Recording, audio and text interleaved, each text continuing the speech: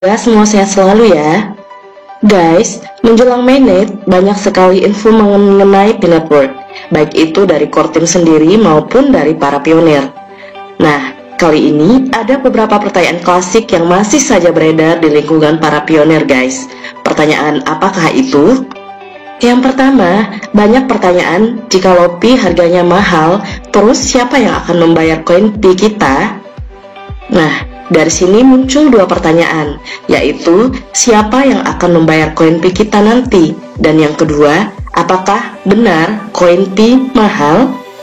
Berdasarkan dari beberapa info yang didiskusikan di chatroom WhatsApp, ada postingan menarik dari sumber anonim, dan ini mungkin layak kita bahas dan juga kalian ketahui di sini.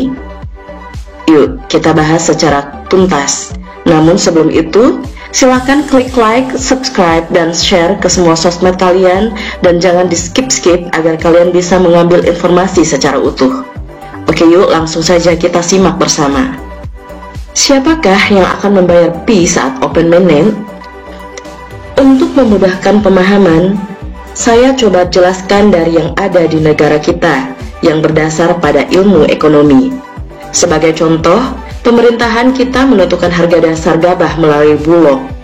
Harga gabah bila dibiarkan murni dilepas di pasar, waktu panen raya harganya akan sangat rendah dan petani sangat merugi.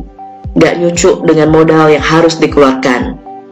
Yang untung banyak tentu tengkulak, karena harga pasar adalah P atau price ditentukan oleh supply atau jumlah yang ditawarkan dan demand atau jumlah permintaan.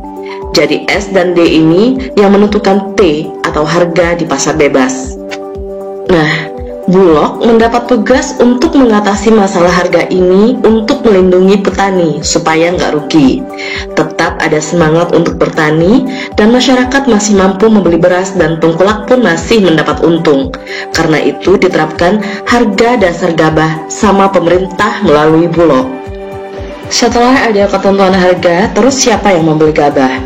Bulog di sini selain mendapat tugas untuk menentukan harga, juga bertindak sebagai utilitas yang disiapkan oleh pemerintah untuk membeli gabah dari petani sesuai dengan harga yang ditetapkan. Orang lain selain Bulog seperti tengkulak atau perseorangan bisa nggak kalau pengen beli gabah? Tentu bisa, asal sesuai dengan harga yang ditetapkan oleh pemerintah melalui Bulog itu. Kalau nggak mau ya tentu Bulog yang akan membeli. Tentu tengkulak kalau nggak mengikuti aturan malah rugi sendiri karena akan kehilangan usahanya menyediakan beras misalnya. Padahal pelanggannya sudah banyak.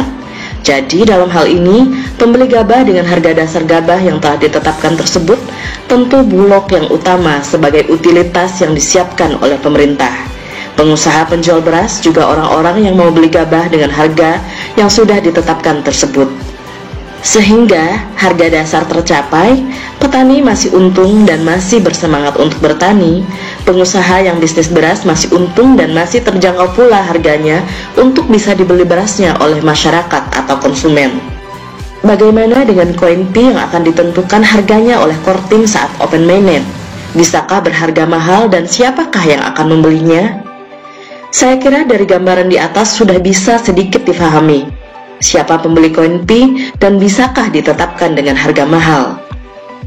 Core team atau pihak Peanut World akan menentukan harga awal untuk koin Pi yang bertindak seperti pemerintah.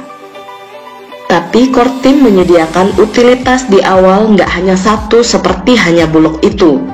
Core team menyediakan banyak utilitas di ekosistemnya yang bisa bersifat sebagai pembeli koin Pi dengan cara barter dengan barang atau jasa, juga dengan cara tukar dengan uang fiat atau kripto yang lain.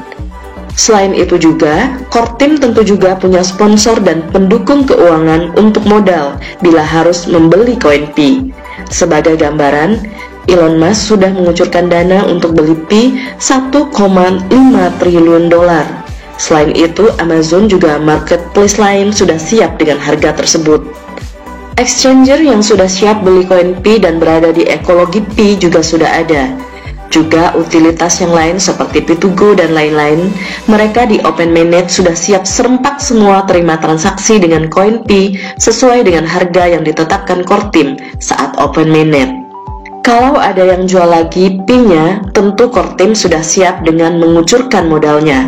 Tapi dengan bertambahnya waktu, maka utilitas Pi juga akan semakin berkembang dan semakin banyak. Bank Dunia juga sudah berencana untuk menjadikan koin Pi sebagai uang digital global dunia. Maka mau nggak mau, bank-bank di berbagai negara pun harus siap untuk terima uang Pi dan membeli koin Pi.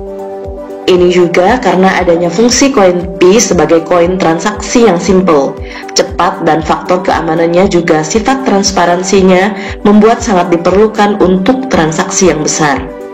Ingatkah beberapa koin seperti Bitcoin kadang juga untuk transaksi, tapi untuk jangka panjang, nggak aman dan nggak layak. Pi karena sebagai koin digital punya keunggulan tersebut akan sangat diperlukan di dunia perdagangan di semua lini, dari kelas murah sampai kelas super mahal, dari barang kebutuhan sehari-hari sampai barang tambang, manufaktur, travel, aneka jasa, dan lain-lain. Dengan adanya ekologi yang berfungsi sebagai utilitas, maka core team sudah mempersiapkan dan akan lebih memudahkan bagi pengguna Pi untuk mempergunakannya. Lebih lanjut, dia menjelaskan, dengan fungsinya yang nanti sebagai koin digital global yang diperlukan untuk berbagai transaksi dan dengan keterbatasan jumlah koin Pi dan kelangkaannya, maka mau nggak mau dituntut harga Pi harus mahal. Selain itu, bila koin Pi berharga murah, begitu open mainnet, para pemodal besar akan memborong koin Pi dan akan dijual kembali ke Pi, maka Pi malah akan gulung tikar sebentar saja begitu habis open mainnet. Tapi kalau berharga mahal, maka orang-orang yang sangat kaya yang akan mampu beli, juga mereka yang mau menggunakan koin Pi untuk barter dan digunakan untuk transaksi yang berlangsung lama. Jadi, koin Pi berharga mahal ini sangat diperlukan dan malah menjadi tuntutan karena fungsinya sebagai koin digital global dunia dan untuk keberlangsungan perusahaan Pi untuk bisa tetap eksis dan jaya, dan tentunya untuk kesejahteraan masyarakat dunia, khususnya pioners Pi juga, insya Allah. Jadi siapa yang akan bayar Pi? Sudah terjawab. Juga, benarkah koin Pi akan berharga mahal? Sudah terjawab juga. Kita doakan saja semuanya bisa berjalan lancar, sukses dan bawa berkah dan kesuksesan bagi kita semua. Amin. Itulah guys pembahasan tentang siapakah yang akan membayar Pi saat open mainnet yang kami dapatkan dari sumber anonim dari grup WhatsApp. Bagaimana pendapat kalian? Silahkan komen di kolom komentar. Kita bertemu lagi di lain kesempatan. See you on the next video. And bye-bye.